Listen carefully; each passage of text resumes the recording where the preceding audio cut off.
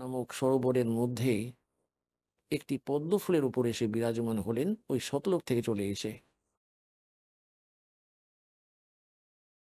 তারপর ওখান থেকে নিরুনিমা নামক এক, যারা নিঃসন্তান ছিলেন, স্বামী স্ত্রী, তারা তুলে নিয়ে গেল। পরমাত্মার পালন পোষণের লীলা তাদের মাধ্যমেই হয়।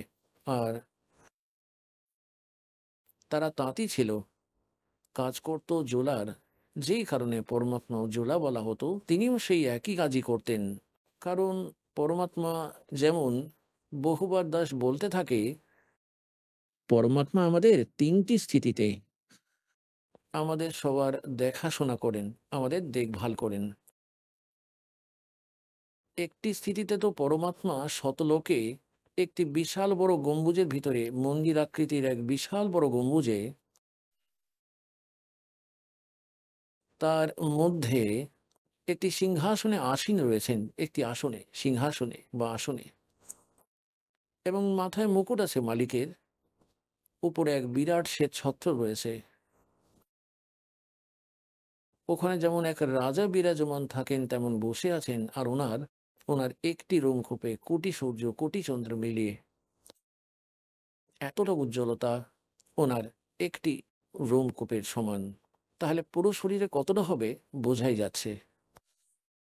একটা স্থিতি তো গেল এটা, এবং এর প্রমাণ বেদেও রয়েছে। ঋগ্বেদ মণ্ডল নম্বর ৯ সূক্ত ১ মন্ত্র ৮ এবং ৯, ৮-এ বলা হয়েছে যে ওই তিনটি স্থিতির শরীরের মাধ্যমে পরমাত্মা আপনাদের পরিচালনা করেন, ধারণ পোষণ করেন। এবং দ্বিতীয় স্থিতি হচ্ছে উনি সেখান থেকে চলে আসেন, একটি শিশুরূপ ধারণ করে নেন নিজেকে, নিজের স্বরূপটিকে কোমল করে নেন, শরীরটাকে, নিজস্ব স্বরূপটিকে হালকা উজ্জ্বল কোমল তেজপুঞ্জ বানিয়ে একটি শিশু রূপ ধারণ করে পদ্ম ফুলের উপর বিরাজিত হন। প্রত্যেক যুগে ওই লীলা করে থাকেন। সেখান থেকে ওনাকে নিঃসন্তান দম্পতি তুলে নিয়ে যায়। ধীরে ধীরে ওই ব্যবসাটাই, যে কর্ম তারা করতেন, সেই কর্মই, ওই কর্মই করে পরমাত্মা আমাদেরকে বুঝিয়ে দেন যে পরমাত্মাকে পাওয়ার জন্য শতলোকে যাওয়ার আমাদের কোনো অতিরিক্ত ধনের কোনো প্রয়োজন নেই। তবু আপনার ভাগ্যে অতিরিক্ত থাকলে তার সৎ ব্যবহার করতে হবে, অপব্যবহার করবে না। এই ভুল না হয়। পরমাত্মাকে ভুলে গেলে চলবে না। সে যতই ধনী হোক না কেন, যত বড়ই পোস্ট হোক না কেন, তার মনে রাখা উচিত যে মৃত্যু একদিন হবেই, এখান থেকে চলেও যেতে হয়। তাহলে সেই ব্যক্তি ভুল করবে না। তাহলে দ্বিতীয় স্থিতি হলো যে পরমাত্মা তিনি ৪ যুগেই আসেন এবং এই লীলাই করে থাকেন। এবং তৃতীয় স্থিতি হলো তিনি যখন খুশি যে কোনো সময় সাধু মহাত্মা রূপ ধারণ করে, বা যে কোনো রূপ ধারণ করে শ্রেষ্ঠ আত্মাদের প্রাপ্ত হন, তাদের উপদেশ করে থাকেন, শতলোকে নিয়ে গিয়ে আবার ফেরত পাঠিয়ে দেন, তাদেরকে নিজের পরিচয় করিয়ে দেন। তারপরেই মহাপুরুষেরা পরমাত্মাকে স্বচক্ষে দেখে ওই স্থানে যেখানে তিনি থাকেন, সেখানকার ব্যবস্থাপনা দেখে, এবং যে বিধি তিনি বলে দেন তাদেরকে ভক্তি করার, কারণ জগৎগুরুও তিনি। ফলে ওই সন্তরা সেই সাধনাই করেন যেটা ভগবান বলে দেন। উপরে গিয়েও দেখে আসেন, তারপর স্বচক্ষে দেখা বর্ণনা নিজের অমৃতবাণীতে এফিডেভিটও লিখে রেখে যান। এবং যে সাধনা তারা করে থাকেন সেটাও লিপিবদ্ধ করেছেন। কিন্তু সেগুলি আমরা বুঝতে পারিনি, কারণ আমরা ভিন্ন রঙে অজ্ঞানে পরিপূর্ণ হয়ে আছি, এবং অন্যান্য সাধনের মাধ্যমেই আমাদের মুক্তি বলে মনে করে থাকি। যার ফলে আমরা ভগবান এবং এই মহাপুরুষেরা, পরমাত্মা ও পরমাত্মার সঙ্গে পরিচিত মহাপুরুষদের অমৃতবাণীগুলো বুঝতেই পারিনি। আর না সদ্গ্রন্থগুলিকে বুঝতে পেরেছি।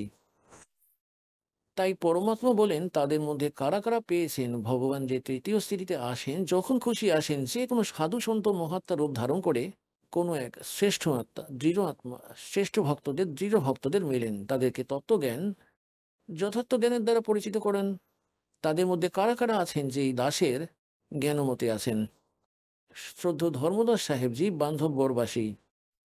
শ্রদ্ধেয় মুলুকদাস সাহেবজি, শ্রদ্ধেয় নানকদেব সাহেবজি, যিনি শিখ ধর্মের প্রবর্তক, ওনাকে ভগবান স্বয়ং এসে জীবিত মহাত্মা রূপে মেলেন এই কলিযুগে।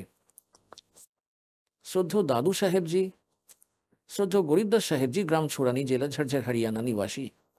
শ্রদ্ধেয় ঘিসাদাস সাহেবজি, গ্রাম খেকড়া, এখন তো জেলা বাগপত হয়ে গেছে বলে, আগে জেলা মেরঠ ছিল উত্তরপ্রদেশের। এবং শ্রদ্ধেয় স্বামী রামানন্দজি, ব্রাহ্মণ ছিলেন, পণ্ডিত, বড় বিদ্বান, গীতা ও বেদের গাঁথা বলা হতো, কাশীতে থাকতেন। 5 বছরের বয়সে পরমাত্মা ওনাকে দর্শন দেন। এই মহাপুরুষেরা পরমাত্মাকে পায় এবং তাদেরকে সচক্ষণ নিয়ে গিয়ে আবার ফেরত নিয়ে আসেন। তো ওই সুখময় স্থানে নিয়ে গেলেন যার গুণগান দাস এখন গাইছে। সে যে সেখানে যাওয়ার পর জীবের কখনো জন্ম মৃত্যু হয় না, কিন্তু সেখানে যাওয়ার একটি বিধি আছে স্থায়ী স্থান পাওয়ার। তো যে মহাপুরুষেরা গিয়েছেন তারা সকলে এটাই বললেন যে ভগবান আমাকে এখানেই রেখে দিন। তো পরমাত্মা তাদেরকে বললেন যে বাচ্চারা, এইভাবে রাখা অসম্ভব। তুমি যাও, তোমাকে এমন একটি মন্ত্র দেবো, তুমি শীঘ্রই ধনী হয়ে যাবে সত্য ভক্তি করে। আর সেই ভক্তির শক্তিতেই তুমি এখানে আসতে পারবে। তাই ওনারা সেটাই করলেন, ভক্তি করলেন যথার্থ যেটা ভগবান বলেছিলেন। পরে শতলোকে চলে গেলেন এবং স্বচক্ষে দেখা বিবরণ যে সাধনাগুলি তারা করেছেন, যে সচখণ্ডে কেমন সেখানকার পরিস্থিতি, সব নিজ নিজ অমৃত বাণীতে ওনারা মুখে মুখে বলে লিখেছেন, লিখিয়েছেন। তাদের মধ্যে কে কে হলো সেই মহাপুরুষেরা? আপনাদের বলেছি, সেই মহাপুরুষ যারা পরমাত্মাকেই পেয়েছেন এবং সেই শতলোকে নিয়ে গিয়ে আবার ফিরিয়ে নিয়ে আসেন। তাদের মধ্যে স্বয়ং পরমাত্মা যে জ্ঞান দিয়েছিলেন তা শ্রদ্ধেয় ধর্মদাস সাহেবজি কবির সাগর, কবির বাণী, কবির বীজক রূপে পূর্ণ পরমাত্মা মুখ উচ্চারিত বাণী রূপে লিপিবদ্ধ করেছেন, যেটি সূক্ষ্মবেদ, যাকে তত্ত্বজ্ঞান বলা হয়। আর যার বিষয়ে কিছু সংকেত দিয়েছে কোথায়? শ্রীমদ্ ভগবদ গীতার অধ্যায় নম্বর 4-এর শ্লোক নম্বর 32-এ। তাতে বলেছে যে অর্জুন, এখনো পর্যন্ত আমি যা জ্ঞান তোকে বলেছি যে কেউ দেবতাদের পূজা করে, আ, গীতা অধ্যায় নম্বর 4-এর শ্লোক নম্বর 25 থেকে 30 পর্যন্ত বলেছে যে কেউ তো দেবতাদের পূজা করে থাকে, কেউ অধ্যায় পাঠে সন্তুষ্ট, কেউ কেবল যোগী হয়ে আছে, যোগ সাধনা করে যোগাসন করে তারা নিজেকে মুক্ত মনে করে, কেউ পান অপান ক্রিয়াগুলো করে, কেউ শ্বাস অশ্বাসের ক্রিয়া করে, যেমন নিঃশ্বাস বাইরে ছাড়ছে সেটাকে খেয়াল করছে, ধ্যান কেন্দ্র করছে, ভিতরে টানছে নিঃশ্বাস সেটাকে খেয়াল করছে। আবার কেউ অধ্যায় করেন, কেউ অহিংসাবাদী হয়ে তীক্ষ্ণ ব্রত করে, যেমন মুখের উপর পট্টি বেঁধে খালি পায়ে ঘোরে। তো এরা সবাই নিজ নিজ সাধনাকে পাপনাশক বলেই জানে, কিন্তু যথার্থ জ্ঞান, চতুর্থ অধ্যায় 34 নম্বর শ্লোকে শ্রীমদ্ ভগবদ গীতায় বলা হয়েছে যে যে এই যথার্থ জ্ঞানী ওই পরমাত্মাই তো নিজে এসে নিজের মুখ কমলে বলেন, ওটাই কমপ্লিট স্পিরিচুয়াল নলেজ হয়ে থাকে। আবার চতুর্থ অধ্যায় 32 নম্বর শ্লোকে বলেছে শ্রীমদ্ ভগবদ গীতায় যে যে ব্রহ্মণ মুখে সচিদানন্দ ঘন ব্রহ্ম নিজ মুখ কমল দ্বারা বলা বাণীতে যোগ্য অর্থাৎ ধার্মিক অনুষ্ঠানের বিষয়ে বিস্তৃতপূর্বক বলা হয়েছে, সেটাই তত্ত্বজ্ঞান। চতুর্থ অধ্যায়ের 34 নম্বর শ্লোকে বলেছে যে অর্জুন, ওই জ্ঞানকে, ওই তত্ত্বজ্ঞান তত্ত্বদর্শী সন্তদের কাছে গিয়েই বুঝে দেখ। ওনাদের দণ্ডবত প্রণাম করলে, কপট ত্যাগ করে বিনম্রভাবে প্রসন্ন করলে ওই তত্ত্বদর্শী সন্ত তোকে তত্ত্বজ্ঞানের উপদেশ দেবেন। তো এতে এটা প্রমাণিত হয়ে গেল যে গীতার মধ্যে যে জ্ঞান দেওয়া আছে তা তত্ত্বজ্ঞান নয়, যথার্থ জ্ঞান এর থেকে আলাদা। তবে এটি কোনটি? যা ভগবান সচিদানন্দ ঘন ব্রহ্ম স্বয়ং নিজ মুখকমল দ্বারা বলেছেন, পরমক্ষর ব্রহ্ম নিজ মুখকমলে বলেছেন, সেটাই হলো সচিদানন্দ ঘন ব্রহ্মের বাণী। এখানে গীতা অনুবাদকেরা চতুর্থ অধ্যায় 32 নম্বর শ্লোকে ব্রাহ্মণে অর্থ করেছেন, ব্রাহ্মণে মুখে এর অর্থ করে দিলেন বেদের বাণীতে না। এই বেদের বাণীগুলিতে 4 বেদের নিষ্কর্ষই তো হলো গীতা। সেটাই হলো সচিদানন্দ ঘন ব্রহ্মের বাণী ব্রাহ্মণে, অর্থাৎ সচিদানন্দ ঘন ব্রহ্ম। 17তম অধ্যায় 23তম শ্লোকেও ব্রাহ্মণী শব্দটি রয়েছে। ওম তৎসৎ ইতি নির্দেশ ব্রহ্মণ ত্রিবিধ সমর্থ। তাতে কি বলা হয়েছে? যে সচিদানন্দ ঘন ব্রহ্মকে স্মরণের, ওনাকে পাওয়ার এই 3টি মন্ত্রের জপ করার নির্দেশ আছে, অর্থাৎ সোজা ডাইরেকশন। এতে কিন্তু তাহলে এর কোনো জায়গা নেই, এটাকে নির্দেশ বলা হয়, আদেশ, ফাইনাল অর্ডার। নির্দেশ মানে অর্ডার, অর্ডার অ্যান্ড ডাইরেকশন দুটোই হয়। তাই তাতে বলা হয়েছে যে ওখানে ব্রহ্মণের অর্থ তারা সঠিক করেছেন অনুবাদকেরা, তারা বিভ্রান্ত হলেন না। ওখানে লিখেছেন ব্রাহ্মণে মানে সচ্চিদানন্দ ঘন ব্রহ্মকে পাওয়ার স্মরণের ওম ওম তৎ তৎ সৎ সৎ এই ৩ প্রকারের মন্ত্র রয়েছে। এরাই বুঝতে পারলেন না। বালক কি করে বুঝবে? ৫ম শ্রেণীর ছাত্র। আর পিএইচডির পড়া কি করে বুঝে ফেলবে? এটা বাচ্চাদের খেলা নয়। যত গ্রন্থ আছে এবং মহাপুরুষেরা সব গড গিভেন স্পিরিচুয়াল নলেজ আছে গীতা ও বেদে এবং সূক্ষ্মবেদ, যাকে তত্ত্বজ্ঞান বলা হয়। এতে যেমন গীতা অধ্যায় নম্বর ১৫ শ্লোক নম্বর ১৬ এবং ১৭-তে ৩টি পুরুষ রয়েছে। ক্ষরপুরুষ, অক্ষর পুরুষ এবং পরমক্ষর পুরুষ। ক্ষরপুরুষের হলো এই ওম মন্ত্রটি, ব্রহ্মের। গীতার অধ্যায় নম্বর ১৭ শ্লোক নম্বর ২৩ বলেছে যে ওম তৎসৎ ইতি নির্দেশ ব্রহ্মণ তের্বেদ সমর্থ ব্রাহ্মণা তের বেদা চ যজ্ঞা বিহিতা পুরা।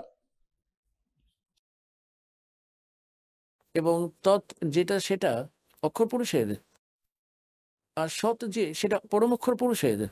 তৎ ও সৎ দুটি গুপ্ত এবং সাংকেতিক, আর পরমাত্মাই এসে এটিকে ডিসক্লোজ করতে পারবেন। দ্বিতীয় কেউ এটাকে বলতে পারবে না। এটাই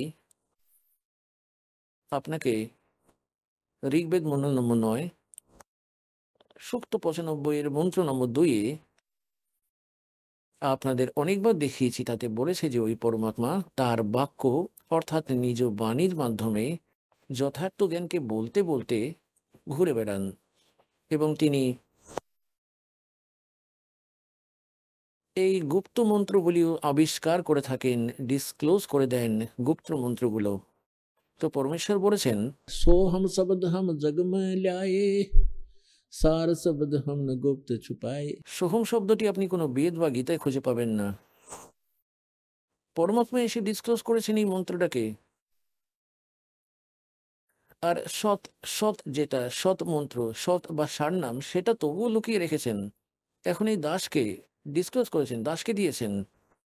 এর আগে যত মহাপুরুষদের দিলেন তাদেরকে প্রতিজ্ঞাবদ্ধ করালেন যে এটাকে প্রকাশ করবেন না, শতনামটাও প্রকাশ করবেন না। তাই ওই মহাপুরুষেরা কাউকে শতনামও প্রদান করেননি। এর পিছনে কারণ হলো ওই জ্ঞান, ওই নাম, ওই মন্ত্র যদি এই কাল প্রচলিত পন্থীদের কাছে থাকতো, রাধা স্বামী পন্থ, ধন ধন সদ্গুরু পন্থ, জয় গুরুদেব পন্থ, বিনোদওয়ালা বিভানী পন্থ, এছাড়া ওই নিরঙ্কারী পন্থ বা ব্রহ্মা বিষ্ণু মহেশের পূজারী বা অন্য কোনো ধর্মাবলম্বী, যেমন মুসলমান ধর্মে বা খ্রিস্টান ধর্মে ও শিখ ধর্মেও নেই। কারণ গুরু গুরু নানক দেবজিও পেয়েছিলেন ৩টি মন্ত্র, কিন্তু তিনি পরমাত্মা ওনাকে বারণ করে দিয়েছিলেন। ধর্মদাসজিকে বলেছিলেন ভগবান কে ধর্মদাস মেরি লাখ দোহাই, ইয়ে মূল জ্ঞান, ইয়ে তত্ত্ব জ্ঞান কই বার না যায়। আর আর আবার বললেন যে তব ধর্মদাস মেরি লাখ দোহাই, ইয়ে সার শব্দ কই বার না যায়। এই শতনাম আর আর এই সার নাম এখন ডিসক্লোজ করো না। कहते मूल ज्ञान बाहर जो पढ़ी बिचली पीढ़ी हंसनी तरही।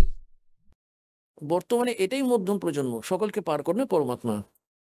আর যদি এই জ্ঞান এবং এই একই নাম ওই সন্তদের কাছে হতো, যেমন রাধাস্বামীদের কাছে থাকতো, অথচ এদের মূলটাই নেই। কারণ যিনি শিবদয়ালজি ছিলেন তার পুরো গড়ি ছিল না। তাই থার্মাল প্ল্যান্টের সঙ্গে ওই পাওয়ার হাউসের কোনো কানেকশনই ছিল না, যে পাওয়ার হাউসের থেকে সকলে কানেকশন নিয়ে রেখেছিল। ফলে তারা কানেকশনও নিয়ে নিত এবং তারা নাম জপটা এটারই করত আর জ্ঞানটা এটাই বলতো। ফলে কেউ বিশ্বাস করতো না, বলতো যে আমরা তো একই মন্ত্র জপ করছি। অথচ তারা নকল অধিকারী নয়। তাদের কাছে এই মন্ত্রগুলি প্রাপ্ত করে এই জ্ঞান ওই মন্ত্রের দ্বারা জীবের যে কোনো লাভ পাওয়া সেটা অসম্ভব ছিল। কারণ অধিকারী ছাড়া কোনো কার্যই সফল হয় না। তাই পরমাত্মা বলেছিলেন যে এই কাল আমার সন্তানদের ভ্রমিত করে সে নকল পন্থ চালাবে এদের দিয়ে। কাল আগেই জানিয়েছিল যে এমন মূর্খ করে দেব সমাজকে, ওই ভক্তি পথে সব নকল পন্থ চালাবো, ভুয়ো নাম জপ করাবো, কোথাও মন্দির বা অন্যান্য তীর্থস্থান তৈরি করাবো, এরা সেখানে ঘুরে ঘুরে বেড়াবে, কেউ তোমার কোনো কথা শুনবে না। আর সে আজ তেমনটাই করেও রেখেছে। তাই পরমাত্মা বললেন যে ঠিক আছে, তুই কর, তোর যা করার করে নে। যখন সময় আসবে দেখা যাবে, যখন ৫৫০০ বছর কলিযুগ পেরিয়ে যাবে এই মধ্যম প্রজন্ম প্রারম্ভ হবে। তাই এখন মধ্যম প্রজন্মের জন্য সমস্ত কিছু গুপ্তধন লুকিয়ে রাখা ছিল বাচ্চারা, তোমাদের জন্য। আপনারা তো বালক, আপনারা জানেন না যে ভক্তি জিনিসটা কি হয়, কারণ যথার্থ জ্ঞান তো জানা ছিল না। আপনার জন্য মালিক আখাড়া করে রেখেছেন এই স্থানে এসে। ওই সত্যলোক ছেড়ে ১২০ বছর এই নোংরা লোকে ছিলেন। লোকেদের গালি খেয়েছেন। জোলা বলা হতো, নীচ বলা হতো, তাঁতি বলা হতো। কেউ আরো কিছু বলতো। উনাকে পায়ে ঠেলে দিয়েছিল। কেউ ধিক্কার করত। আবার অনেকে গালাগাল করত যে, "তুই আমাদের দেবতাদের খারাপ বলছিস, ব্রহ্মা, বিষ্ণু, মহেশের মাতা-পিতা আছে বলছিস, এরা নাশবান বলছিস।" তাই পরমাত্মা বলতেন, "তে সাচ कहूँ तो जग मारे আর ঝুঠ কহি না যাই হো।"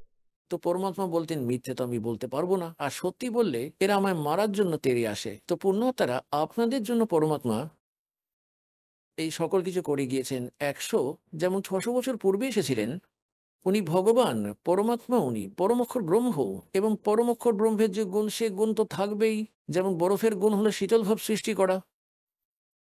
তাই পরমাত্মা যখন আসবেন, যেমন বরফ যেখানেই রাখা থাকে, তো এটাই তার গুণ যে চারপাশ ঠান্ডা করে দেয়। বরফে হাত দিলে হাত তো ঠান্ডা হয়েই যাবে, শীতল হবে। এই প্রকার ওই পরমাত্মা ৬০০ বছর পূর্বে এসেছেন, থেকেছেন, চলে গেছেন এবং যে লীলা তিনি করেন সেটা তো তিনি করবেনই এবং তা তো করতেই হবে। যেটা ওনার স্বাভাবিক কার্য, তা তো করতেই হবে। তাই তিনি করে চলে গেলেন এবং আজ আমাদের সদ্গ্রন্থে তার প্রমাণ পেলাম যে এই যে লীলাগুলি করে থাকেন ভগবান, এই লীলাগুলি করে থাকেন, বেদেও বলা আছে তার কথা যে উনিই পরমাত্মা হন। আর সেই লীলা করেছেন কে? আজ আমরা জানতে পেরেছি যে ওই পরমাত্মা, যিনি ৬০০ বছর পূর্বে একজন জোলা নামে প্রসিদ্ধ এবং সুপ্রসিদ্ধ কবিও বলা হতো, উনি লীলা করে গেছেন, যেটা বেদে বর্ণিত আছে। তো who is god? Kabir is god. ওই কবির সাহেবই পরমাত্মা। তো এইভাবেই ওই পরমাত্মা তার প্রিয় আত্মাদের জন্য এখানে আসেন এবং তাদের জন্য উক্ত ভাণ্ডার লুকিয়ে রেখেছিলেন। এখন আপনি শুনলেন সন্ত রামপালজি মহারাজের মঙ্গল প্রবচন। আসুন এখন শুনি সন্ত রামপালজি মহারাজের থেকে নাম দীক্ষা গ্রহণ করে এবং সদ্ভক্তি করে আশ্চর্যজনক লাভ অর্জনকারী অনুগামীদের অভিজ্ঞতা। নমস্কার দর্শকবৃন্দ, আজ আমরা আপনাদের পরিচয় করিয়ে দিতে চলেছি হাওড়া জেলার আন্দোল নিবাসী এক তরুণী ভক্তিমতী অমৃতা প্রজাপতির সঙ্গে। জীবনের বহু বছর ধরে তিনি ও তার পরিবার পারম্পরিক পূজা পাঠ, নানাবিধি এবং কবিরপন্থী দীক্ষার আশ্রয় থেকেও মনের শান্তি ও বাস্তব ফললাভ থেকে বঞ্চিত ছিলেন। সংসারে ছিল অশান্তি, আর্থিক টানাপোড়েন, পিতৃব্যাধি, এমনকি ভূত প্রেতের উপদ্রব, যা তাদের জীবনের প্রতিটি দিনকে কঠিন করে তুলেছিল। ঠিক তখনই পরম সন্ত সদ্গুরু রামপালজি মহারাজের সান্নিধ্য ও কৃপাময় শরণ গ্রহণের সৌভাগ্য ঘটে তাদের। নাম দীক্ষা গ্রহণের পর থেকে ধীরে ধীরে জীবনে আসে অলৌকিক পরিবর্তন। ভূত প্রেতের বাধা দূর হয়, সংসারে ফিরে আসে শান্তি এবং গুরুদেবের কৃপায় তার পিতার একাধিক জটিল রোগ, যেমন হার্নিয়া, হৃদরোগ এবং ডায়াবেটিস, সবই অপারেশন ও ওষুধ ছাড়াই আরোগ্য লাভ করে। এমনকি এক সন্ধ্যায় গুরুদেব স্বপ্ন দর্শনে এসে তাকে নাম শুদ্ধির নির্দেশ দেন, যার পর তার আত্মিক ও শারীরিক অবস্থাও সুস্থির হয়। আজকের এই বিশেষ সাক্ষাৎকারে আমরা তার মুখ থেকে শুনব সেই বাস্তব জীবনের অভিজ্ঞতা, যে অভিজ্ঞতা শুধু নয়, এক জীবন্ত সাক্ষ্য সন্ত রামপালজি মহারাজের অপার করুণা ও সত্য ভক্তি শক্তির এক অনন্য প্রমাণ। চলুন একাগ্র চিত্তে শুনে নিই অমৃতাজির জীবনের কাহিনী। নমস্কার, নমস্কার, আপনার নাম কি? আমার নাম অমৃতা প্রজাপতি। বোন, আপনি কোথা থেকে এসেছেন? আমি আন্দুল হাওড়া জেলা থেকে এসেছি। সন্ত রামপালজি মহারাজজি স্মরণে আসার আগে আপনি কি কি ভক্তি সাধনা করতেন? সন্ত রামপালজি মহারাজের স্মরণে আসার আগে আমরা সবই ভক্তি পূজা করতাম, বিধি করতাম। তার সাথে মা বাবা সীতাজি মহারাজের কাছে কবিরপন্থী নাম দীক্ষা নিয়েছিলেন, সেটাও আমরা করতাম, কিন্তু ওইখান থেকে আমরা কিছু লাভ পাইনি। আর অনেক আমরা পুজো করতাম। তার সাথে আমাদের বাড়িতে এই ভূত প্রেতের অনেক বাধা ছিল, সেটার জন্য অনেক আমরা আর্থিক প্রবলেমে হয়ে গেছিলাম। আমরা অনেক জায়গা সব কিছু করে নিয়েছি, কিন্তু ওইখান থেকেও কিছু লাভ পাইনি। ও আমাদের কারবারে মানে যে কাজ আমাদের বাড়িতে হয় মাটির কাজ, সেটা আমরা ভালোভাবে হতো না। সব কিছু কাজেই থেকে যেত, যেগুলো আমরা চাই সেইগুলো আমরা পেতাম না। সেটার জন্যই বাড়িতে অনেক আর্থিক প্রবলেম ছিল, মারপিট অনেক হতো, বাবার অনেক কষ্ট ছিল গায়ে, কিন্তু আমরা ওইখান থেকে কিছু লাভ পাইনি। সন্ত রামপালজি মহারাজজি স্মরণে আসার পর আপনাদের পরিবারে কি কি লাভ হয়েছে? আর সন্ত রামপালজি মহারাজের স্মরণে আসার পর আমাদের অনেক কিছু লাভ পেয়েছি। ভূত প্রেতের বাধা ছিল, সেটাও সব সরে গেছে। আর আমরা সন্ত রামপালজি মহারাজের স্মরণে আসার আগে অত আমরা পুজো করতাম, বিধি করতাম, কিন্তু আমরা সেই রকম লাভ পাইনি যেরকম সন্ত রামপালজি মহারাজের কাছে আসার পর আমরা পেয়েছি। আমার বাবার অনেক শারীরিক প্রবলেম ছিল, পেটে আমলিকাল হার্নিয়া ছিল, কিন্তু গুরুদেবের দয়া থেকে কোনো অপারেশন হয়নি, ভালো হয়ে গেছে। তারপর বাবার হার্টের প্রবলেম হয়েছে, কিন্তু গুরুদেবের দয়া থেকে ওইটাও ভালো হয়ে গেছে। নালে বড় বড় ডক্টরগুলো বলে দিয়েছিলেন, কলকাতার ডক্টরগুলো, যে পেসমেকার বসাতে হবে, আর কোনো গ্যারেন্টি নেই যে কতদিন আপনি বাঁচবেন কি বাঁচবেন না। সেইটার জন্য আমরা অপারেশন করাইনি, গুরুদেবের কাছে আমরা অরদাস লাগিয়েছিলাম। গুরুদেব বললেন যে পরমাত্মার ওপরে বিশ্বাস রাখো, ভক্তিমালা করো, সব ঠিক হয়ে যাবে। তখন থেকে আমার বাবা অনেক ভালো আছে, সব কাজও করে, আর কোনো অপারেশনও করাতে হয়নি। তারপর আমার বাবার সুগার পেশেন্ট হয়ে গেছিলো হঠাৎ করে, আগে ছিল না, কিন্তু গুরুদেবের দয়া থেকে সেটাও ভালো হয়ে গেছে। আমরা দেখি যে যারা সুগার পেশেন্ট হয়েছে কোনো ওষুধ নেই, সারা জীবন ওষুধ খেতে হয়, যতদিন জীবন থাকবে পুরো ওষুধ খেতে হবে, ইনসুলিন নিতে হবে, কিন্তু গুরুদেবের দয়া থেকে আমার বাবা 1 পয়সারও ওষুধ তারপর থেকে খায়নি। সন্ত রামপালজি মহারাজের স্মরণে আসার আগে আমাদের বাড়িতে ভূত প্রেতের প্রচণ্ড বাধা ছিল, কিন্তু সন্ত রামপালজি মহারাজের স্মরণে আসার পর সব কিছু ঠিক হয়ে গেছে। সন্ত রামপালজি মহারাজের স্মরণে আসার পর আমার সাথে ঘটনা